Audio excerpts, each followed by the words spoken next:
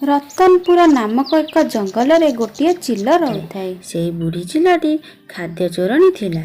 ସେ ପ୍ରତିଦିନ ଜଙ୍ଗଲରେ ରହୁଥିବା ଚଢ଼େଇମାନଙ୍କ ଘରୁ ଖାଦ୍ୟ ଚୋରି କରିଥାଏ। ତା ଘର ପାଖକୁ ରହିଥାଏ ରସି ମାଉସୀ ଘର। ରସି ବୁଢ଼ୀ ପ୍ରତିଦିନ ଭଲ ଭଲ ରୋଷେଇ କରେ। ଦିନେ ରସି ବୁଢ଼ୀ କ୍ଷୀରି ବନେଇଥିଲା। ଆଉ ବୁଢ଼ୀ ଚିଲ ତା ଘରେ ଶୋଇଥାଏ। ଆଉ ହଠାତ୍ ବୁଢ଼ୀକୁ କ୍ଷୀରିର ବାସ୍ନା ଆସିଲା। ବାସ୍ନା ନାକରେ ବାଜିବାରୁ ବୁଢ଼ୀ ଉଠି ଯାଇ କି ମଧୁର ବାସ୍ନା, କେଉଁଠୁ ଆସୁଛି ଏ ବାସ୍ନା? ଏ ତ କ୍ଷୀରିର ବାସ୍ନା। ବହୁତ ଦିନ ହେଲାଣି ମୁଁ କ୍ଷୀରି ଟିକେ ଖାଇନି। ଯାଉଛି ଦେଖିବି କିଏ ବନଉ। ମୋ କ୍ଷୀରିର ବାସ୍ନା ତ ଜୋରରେ ମହକୁଛି। ଆଉ ଖାଇଲେ ତ କେତେ ସ୍ୱାଦିଷ୍ଟ ଲାଗିବ। ଆଚ୍ଛା ହଉ, ଏ ଚୁଲିରେ ବସିଥାଉ। ମୁଁ ଗାଧେଇକି ଆସିଲେ ମନ ଭରି ପେଟ ପୁରା ଖାଇବି। ଏମିତି କହି ରସି ବୁଢ଼ୀ ମାଉସୀ ଗାଧୋଇବାକୁ ଚାଲିଗଲା। ଆଉ ଏପଟେ ଚିଲ କ୍ଷୀରିର ବାସ୍ନାକୁ ଶୁଙ୍ଘି ଶୁଙ୍ଘି ରସି ମାଉସୀ ଘର ଝରକା ପାଖରେ ପହଞ୍ଚିଗଲା। ଆଉ ଦେଖିଲା, ଆରେ ଏଇଠି ମୋ ଘର ପାଖରେ ରସି ବୁଢ଼ୀ କ୍ଷୀରି ବନାଉଛି।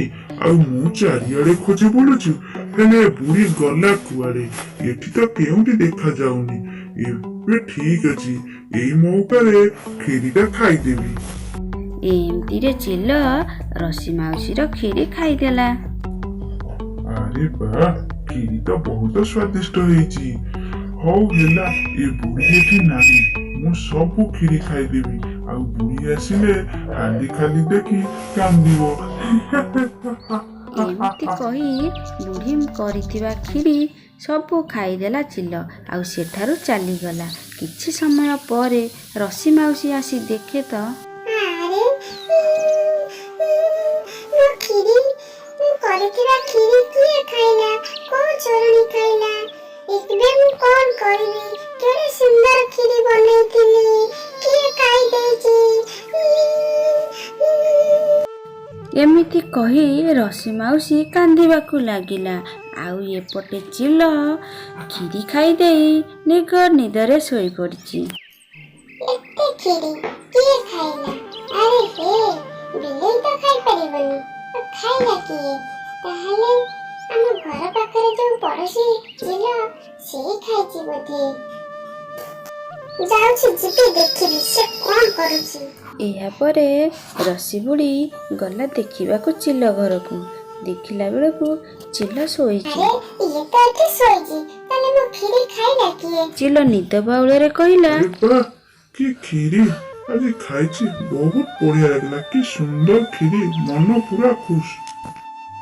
ଚିଲର ନିଦ ବାଉଳ କଥା ସବୁ ରସି ମାଉସୀ ଶୁଣିଲା। ଆରେ ମୁଁ ଯାହା ଭାବୁଥିଲି ଠିକ କଥା। ଏଇ ଚିଲ ମୋ କ୍ଷୀରିକି ଖାଇଛି, ଖାଇକି ଆସି ଏଠି ଶୋଇପଡ଼ିଛି। ରହ, ମୁଁ ତତେ ଦଉଛି ପାଣି। ଏମିତି ରସି ମାଉସୀ ରାଗି ଯାଇ ଝାଡୁ ଧୀରେ ଚିଲକୁ ପିଟିବାକୁ ଲାଗିଲା। ଆଉ ଚିଲ ଉଠି ପଡ଼ି, ଏଇ ରହ ରହ, ମତେ କାହିଁକି ମାରୁଛୁ? ମାରୁଛି? କାହିଁକି ମାରୁଛି ଜାଣିନି ତୁ? ଚୋର, ତୁ ମୋର ସବୁ କ୍ଷୀରି ଖାଇଦେଇ ଆସି ଏଠି ଶୋଇଛୁ, କହୁଛୁ ମାରୁଛୁ କାହିଁକି? ଆଜି ତତେ ମାରିଦେବି। ମାରୁ ମାରୁ ତତେ ଜୀବନରୁ ଆଜି ମାରିଦେବି। କାହିଁ ତୁ ମୋ କ୍ଷୀରି ଖାଇଛୁ? କୋଉ କ୍ଷୀରି? କିଏ କ୍ଷୀରି? ମୁଁ ତ କିଛି ଜାଣିନି। ଭଲରେ କହୁଛି, ତୁ ମୋ କ୍ଷୀରି ଖାଇଛୁ। ସେ କ୍ଷୀରିର ପଇସା ସବୁ ଦେ, ନହେଲେ ରାଜାକୁ ଯାଇ ସବୁ କହିବି। ଯାଉନୁ କହିବୁ, ଯା। ମୁଁ କଣ କ୍ଷୀରି ଖାଇଲା ବେଳେ କିଏ ମତେ ଦେଖିଛି? ନା ଏମିତି ବି ତୁ ମତେ ଦେଖିଛୁ?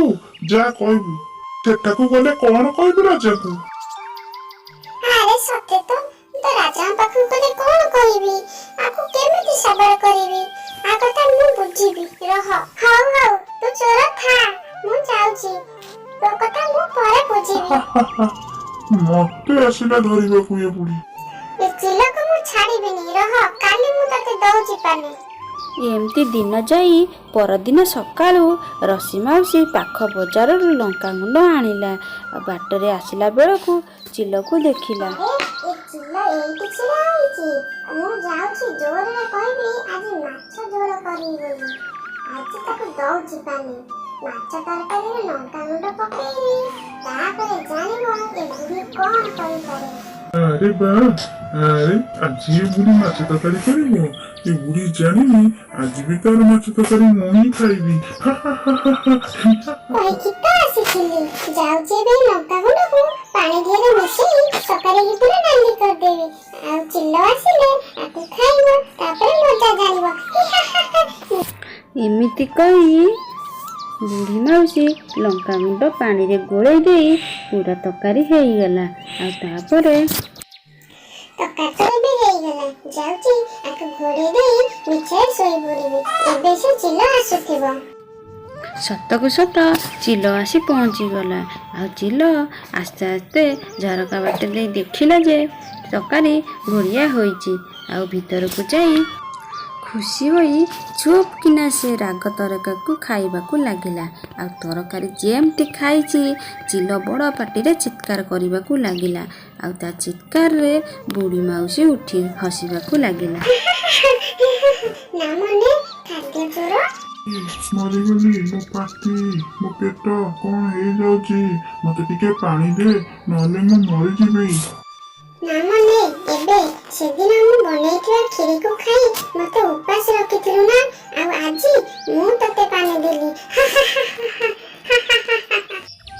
ଆରେ ଆରେ ମୋର ଭୁଲ ହୋଇଯାଇଛି, ମତେ କ୍ଷମା କର। ସେଦିନ ତୁ ବନେଇଥିବା କ୍ଷୀରିକୁ ମୁଁ ହିଁ ଖାଇଥିଲି, ମତେ ଏବେ କ୍ଷମା ଚିଲ କରିଦେ। କାକୁତି ମିନତି ହେବାରୁ ମାଉସୀ ମନରେ ଦୟା ଆସିଲା। ଆଉ ତାକୁ ପାଣି ଦେଲା। ଆଉ ଦିନେ ବି ଖାଦ୍ୟ ଚୋରି କରିବିନି। ବାପରେ, ଏ ବୁଢୀ କେତେ ଭୟଙ୍କର। ମତେ ମାଛ ତରକାରୀ କହି ରାଗ ତରକାରୀ ସେଇ ଖୋଇଦେଲା। ଦିନଠୁ ଚିଲ ଖାଦ୍ୟ ଚୋରି ନ କରି ନିଜେ ବନେଇ ଖାଇଲା।